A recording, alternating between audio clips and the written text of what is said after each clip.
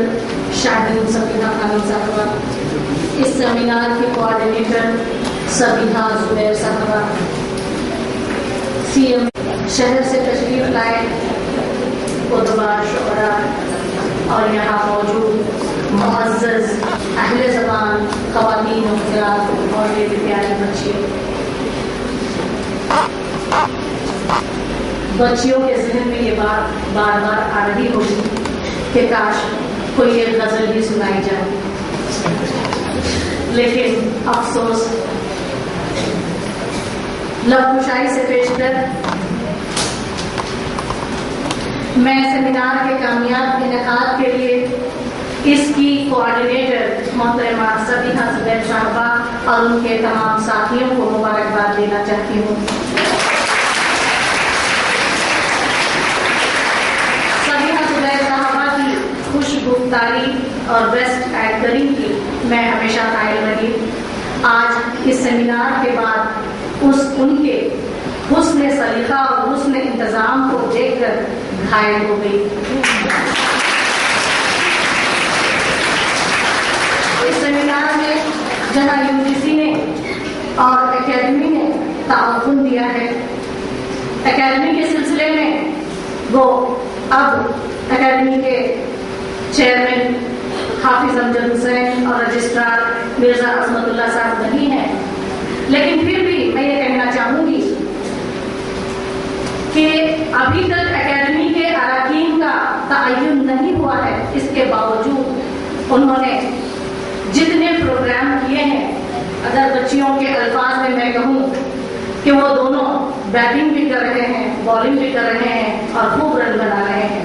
آج کا یہ سیمینار اسی طرح کا ایک رن ہے جو چیئرمین اور رجسٹرار دونوں مل کر بنا رہے ہیں اراکین کے بارے۔ اسے کہتے ہیں one man show, the complete best show. رہی آج کے مقالہ نگاروں کی بات، صبح کے سیشن میں بھی آپ نے 2 مقالہ نگاروں کو سنا، جو مجھے اس کا حق نہیں پہنچتا ہے کہ ان کے سلسلے میں کچھ کہوں، اور میں کہنا چاہوں گی، لیکن اتنا کہے بغیر نہیں رہ سکتی کہ دونوں مقالہ نگاروں نے بڑی عرض ریزی سے مطالعے کے بعد اپنی بات کو پیش کی ہے اور بہت خوب پیش کی ہے۔ اور اگر اس دوسرے سیشن کی بات، تو دوسرے سیشن کے پہلے مقالہ نگار تھے آفاق عالم صدیقی صاحب، جن کا موضوع تھا ناصر کاظمی۔ ناصر کاظمی کی غزلیں، یہ موضوع خود ایک جازب موضوع ہے، اپنے اندر ایک جذب و کیف رکھتا ہے۔ ناصر تنہائی اور سناٹے کی سرگوشیوں کا شاعر ہے۔ ایسے شاعر پر آفاق عالم صاحب نے ان کے معاصر شعراء، ماحول، ان کی فنی گہرائیوں کو ظاہر کرتے ہوئے ایک کامیاب مقالہ آپ کے سامنے پیش کیا، جب تک میں سمجھتی تھی۔ اس کے لیے میں اپنی جانب سے ان کو مبارکباد دینا چاہتی ہوں۔ فیض کے بعد ہر ناشاعر کا پسندیدہ شاعر ناصر کاظمی ہوتا ہے۔ ناصر کی شاعری درون دل کا بیان ہے، عشق کی معاملہ فہمی کا بیان ہے۔ اس شاعری میں ایک طرح کا عجیب رچاؤ ہے، تغزل ہے، جو دلوں کو موہ لیتا ہے، اور یہ کیفیت ہم نے محسوس کی۔ برکت مقالہ کامیاب رہا۔ آج کی محفل کے دوسرے مقالہ نگار تھے عبدالرحمان مصور صاحب۔ گو کہ عبدالرحمان مصور صاحب تو میں نے پہلی مرتبہ سنا ہے، لیکن مجھے افسوس ہے کہ میں نے پہلی مرتبہ کیوں سنا ہے، کاش اس سے پہلے بھی سنا ہوتا۔ جب میں نے رخا دیکھا تو موضوع تھا غالب کی غزلیات کا تجزیہ۔ مجھے لگا کہ یہ تو موضوع نہیں ہے، عنوان نہیں ہے، بلکہ مجموعہ عنوانات ہے۔ غالب ایک سمندر سی شخصیت ہے، ایسا شاعر ہے جس نے کئی شعراء کو سیراب کیا ہے، کئی شعراء پر اپنا اثر چھوڑا ہے۔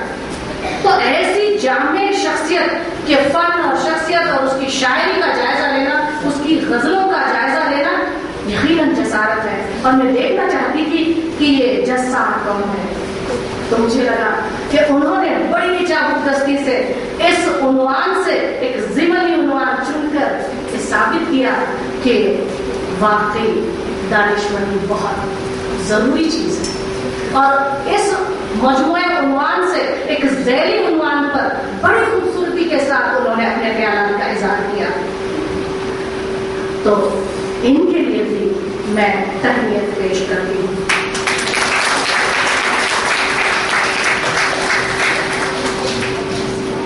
جہاں تک غالب کی شاعری کی اختراع اور اس کی کامیاب فنی ہنرمندی کا سوال ہے، مجھے جہاں تک میرا اپنا خیال ہے، مجھے لگتا ہے کہ 3 چیزیں غالب کو غالب بناتی ہیں یا تمام شعراء میں اغلب رکھتی ہیں۔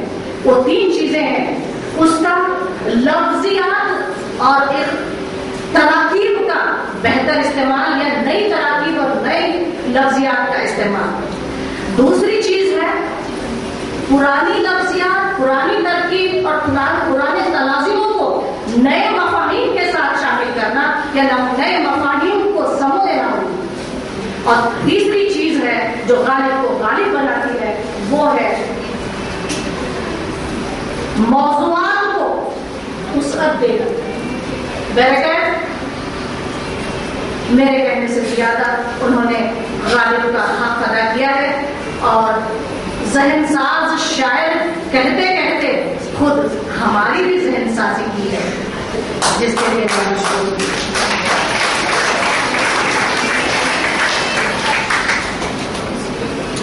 مجھ ناچیز کو آخر میں یہ کہنا ضروری سمجھوں گی کہ صدارت سونپی گئی، حالانکہ اس محفل میں مجھ سے قابل افراد خواتین و حضرات یہاں موجود ہیں، یہ صرف سبیحہ زبیر صاحبہ کی عنایت ہے، ان کا لطف و کرم ہے۔ میں ظاہر ہے ان کا شکریہ ادا کروں گی اور کرنا چاہوں گی، لیکن آخر میں اپنی بات کو ختم کرنے سے پہلے ایک شعر آپ کی خدمت میں پیش کرنا چاہوں گی۔ بچیوں کی بڑی اچھی تربیت ہوئی ہے، شعر کے ساتھ ہی ارشاد کہتے ہیں، لیکن بار بار مقرر ارشاد مت کہیے، میں شعر صرف ایک مرتبہ سنا نہیں بجا سکتے۔ عرض کیا ہے، چپ چاپ زندہ رہنا کوئی زندگی نہیں، چپ چاپ زندہ رہنا کوئی زندگی نہیں، جب تک رگوں میں خون ہے بولتے